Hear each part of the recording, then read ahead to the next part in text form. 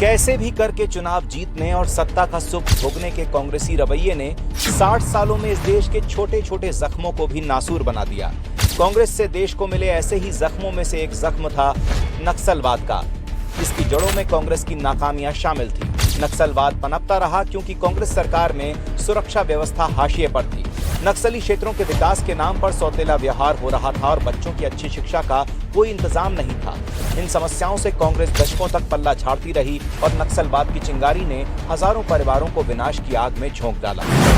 2014 में सरकार बदली, मोदी जी देश के प्रधानमंत्री बने और नक्सलवाद की जड़ों पर प्रहार के साथ इसके खात्मे की शुरुआत हो गई।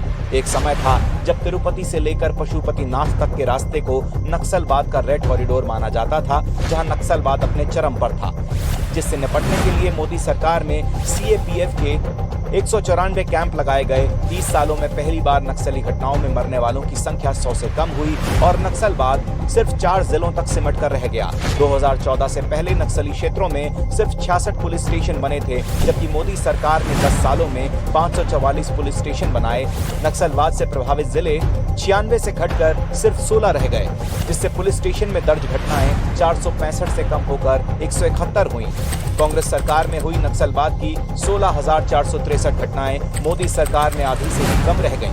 कश्मीर, नॉर्थ ईस्ट सहित कई क्षेत्रों के 13,000 नक्सली हिंसा के रास्ते को छोड़कर समाज की मुख्य धारा में शामिल भी हो चुके हैं। कांग्रेस की सरकारों में रुक चुका नक्सली क्षेत्रों का विकास आज मोदी सरकार में प्रगति के नए अध्याय लिख रहा है।